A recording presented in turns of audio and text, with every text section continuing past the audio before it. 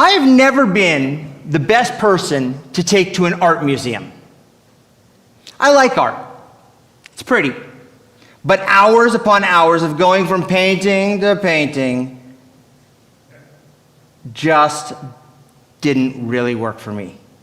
So it's kind of funny that I fell in love with and married somebody who was an art history major and worked as a docent for children's groups at the Metropolitan Museum of Art.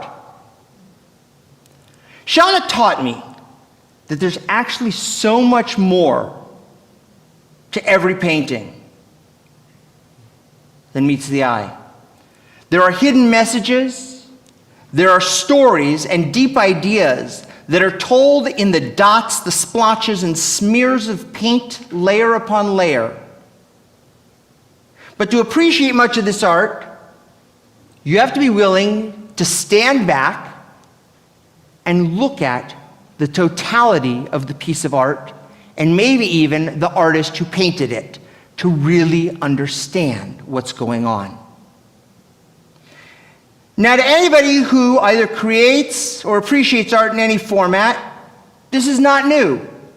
Visual art, performance art, good food, music, and so much more. These are all things that require patience both to create and to appreciate.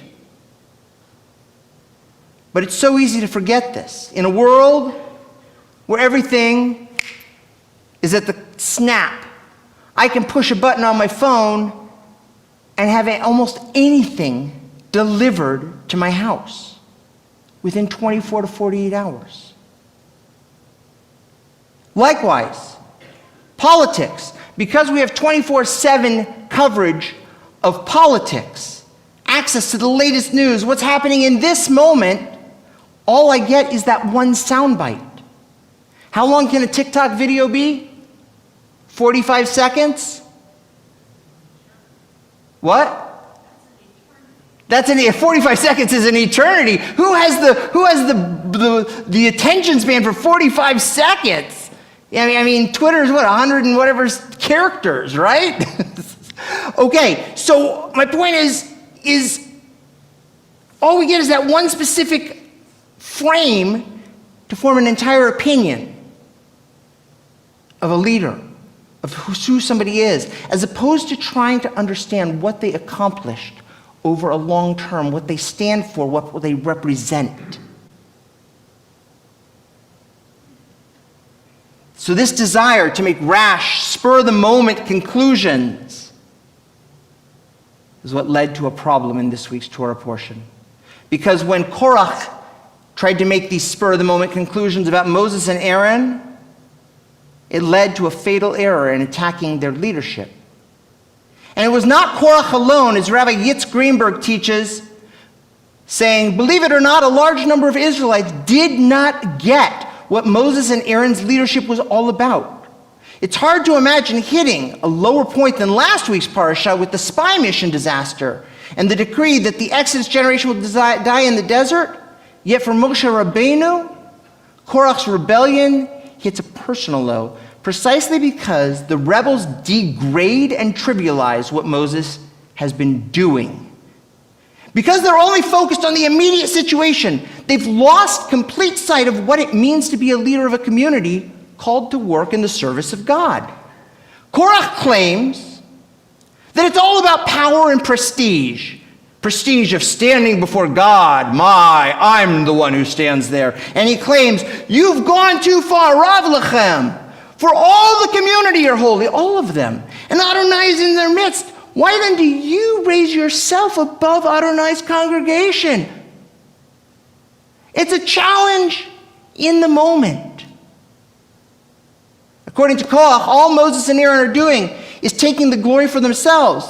Korach knew that anyone of the Levite tribe can offer incense before God because God said so. Therefore, in handing this task to Aaron, Moses, according to Korach's understanding, is just exercising nepotism, keeping the official standing and the income in the family.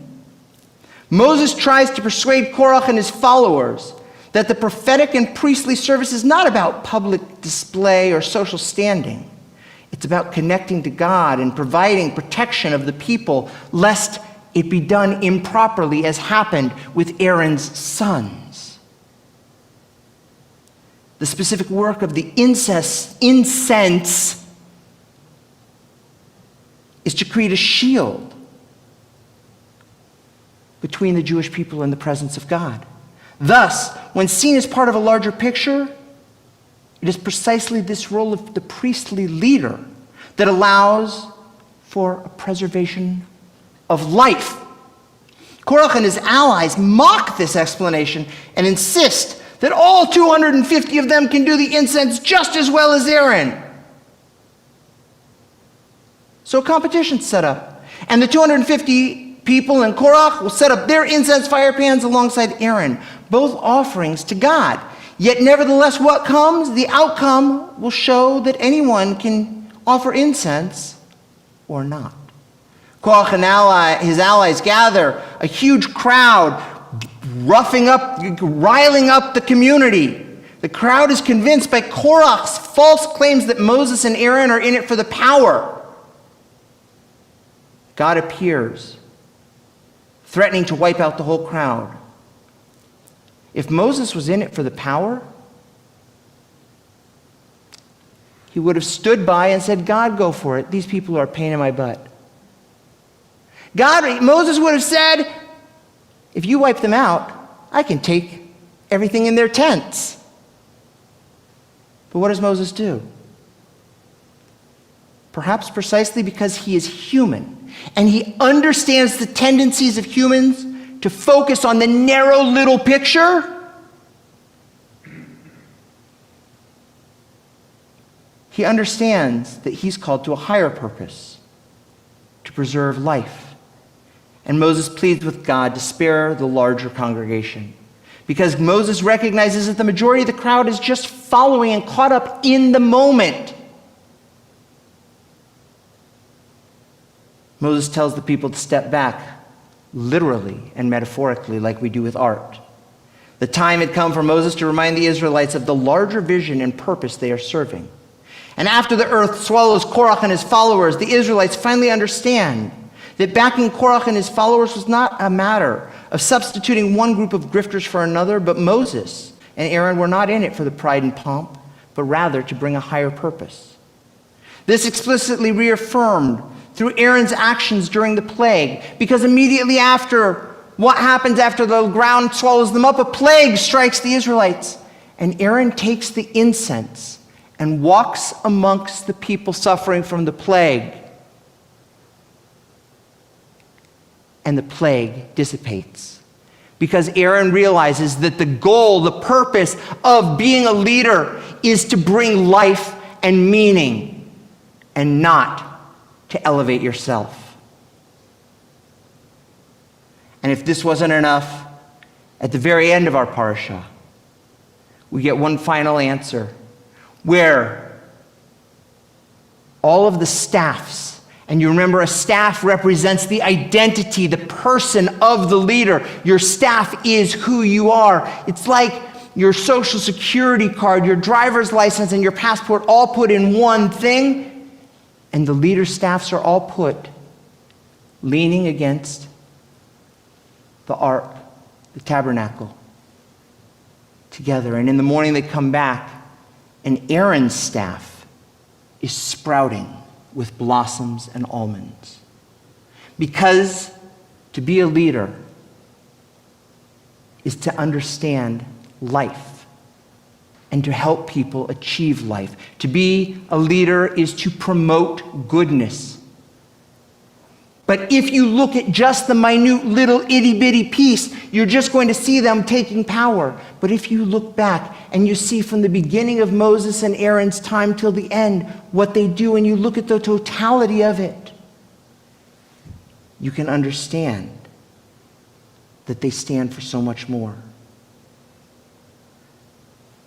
To see the larger picture and truth behind the mission of Moses and Aaron and the Jewish people, we step back and we slowly savor each stroke of the brush, each episode we encounter. For only then will we be able to appreciate the truth behind our mission. A nation here to bring God's holiness to the world, preserving life at every turn. Shabbat Shalom.